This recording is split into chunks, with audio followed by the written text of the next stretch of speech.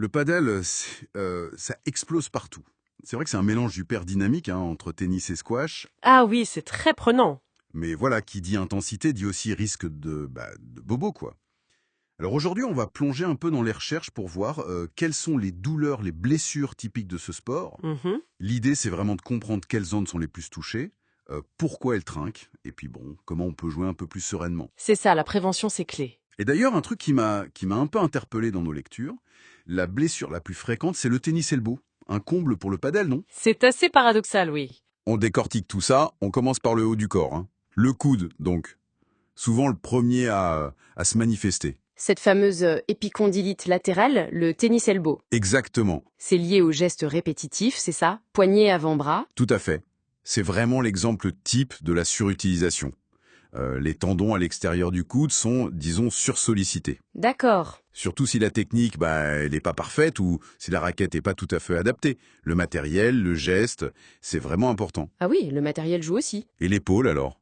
Pas en reste non plus apparemment. Environ 12% des cas, c'est pas négligeable. Non, non. On imagine bien avec les smashs, les services, les sources parlent même d'un risque accru pour les joueurs de plus d'1,80 m au revers. Oui, oui. Les mouvements explosifs au-dessus de la tête, ça demande beaucoup à l'épaule. On parle souvent de tendinite de la coiffe des rotateurs ou de, comment dire, de syndrome d'accrochage. D'accrochage, En gros, pour simplifier, ça veut dire que les tendons peuvent être irrités ou même un peu pincés dans l'articulation quand on fait ces grands gestes répétés. D'accord, je vois. Et cette logique de sursollicitation, de mouvement explosif, j'imagine qu'on la retrouve aussi plus bas. Bien sûr, Le genou, par exemple. Ça semble être une autre zone assez critique. tout à fait. Le genou, qu'on surnomme parfois le padel knee, il prend cher, avec les changements de direction rapides, les pivots, les flexions, les sauts. Hmm, Il représente aussi à peu près 12% des blessures. C'est similaire à l'épaule en fait. Qui n'est pas donné. d'accord. Peut-être des différences biomécaniques, hormonales, de jeu. Difficile à dire précisément. Mais ça montre surtout qu'il faut être vigilant et peut-être penser à des préventions un peu ciblées. Oui, c'est un point important. Mais au-delà du genre, pour tout le monde, le risque vient du stress répétitif, d'une mauvaise technique, genre à l'atterrissage ou dans les rotations, Ok.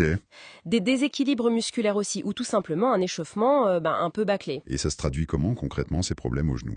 Ça peut aller de la tendinopathie rotulienne, c'est une douleur devant le genou, sur le tendon, à des entorses, des ligaments, surtout le ligament collatéral médial sur le côté interne, Ah oui, voire même des lésions du ménisque, fait petit amortisseur dans le genou. d'accord. Et les chevilles aussi, j'imagine, avec les changements de direction. Ah, les chevilles, oui. Les entorses, c'est très fréquent. Et parfois, les pieds aussi, avec la fascite plantaire. Fascite plantaire. C'est une douleur sous le talon, souvent liée à des chaussures pas top ou une augmentation trop rapide du jeu. Le tableau commence à être complet, là. Et le dos dans tout ça? Parce qu'avec tous ces mouvements dans tous les sens... Le bas du dos, oui, il est très sollicité, c'est vrai. Pour le protéger, la clé, c'est ce qu'on appelle un bon contrôle neuromusculaire. Contrôle neuromusculaire, c'est-à-dire... C'est un peu la capacité du corps à bien coordonner les muscles pour stabiliser la colonne vertébrale pendant ces mouvements un peu complexes, comme un bon pilotage interne, quoi.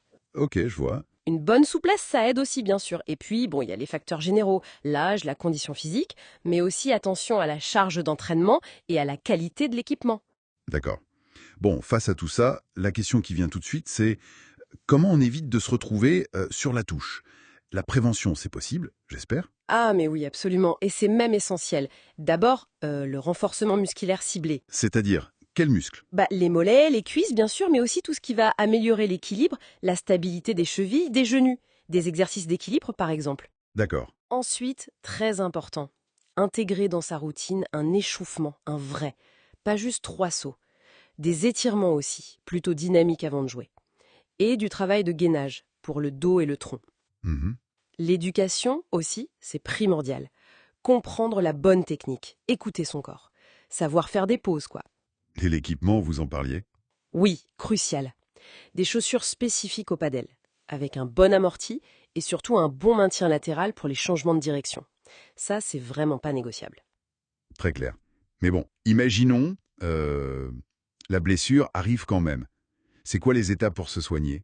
Alors, on commence presque toujours par ce qu'on appelle une approche conservatrice. Conservatrice. Kiné va donner des exercices adaptés, que ce soit pour une entorse, une tendinite, ou même après une immobilisation s'il y a eu fracture. D'accord. Les autres options, comme les infiltrations ou la chirurgie, ça c'est vraiment en dernier recours, si ça résiste ou si c'est plus grave. Et le retour au jeu alors? On y va doucement, j'imagine. Ah oui, progressif, c'est le mot-clé. Faut vraiment suivre les étapes données par le thérapeute pour ne pas rechuter bêtement. Logique. Et même une fois qu'on est guéri, il faut pas lâcher le renforcement musculaire et les bonnes habitudes de prévention. C'est ça qui permet de continuer à jouer longtemps et avec plaisir. Bon, donc si on essaye de résumer tout ça, le padel, c'est génial, beaucoup de plaisir, mais ça sollicite fort. Surtout les coudes, les épaules, les genoux et le dos. C'est ça. Et la clé pour en profiter sans trop de casse, c'est un peu un package. La bonne technique, une bonne préparation physique, bien écouter son corps et le bon matériel. Exactement. Et peut-être une petite réflexion pour aller plus loin. Oui, Avec cette explosion du padel, on voit arriver plein de nouveaux joueurs, parfois moins préparés physiquement. Comment ce tableau des blessures va évoluer, à votre avis? Et puis, au-delà des conseils qu'on donne, quel sera l'impact réel de l'éducation à la prévention sur le long terme? Est-ce que ça va vraiment changer les choses?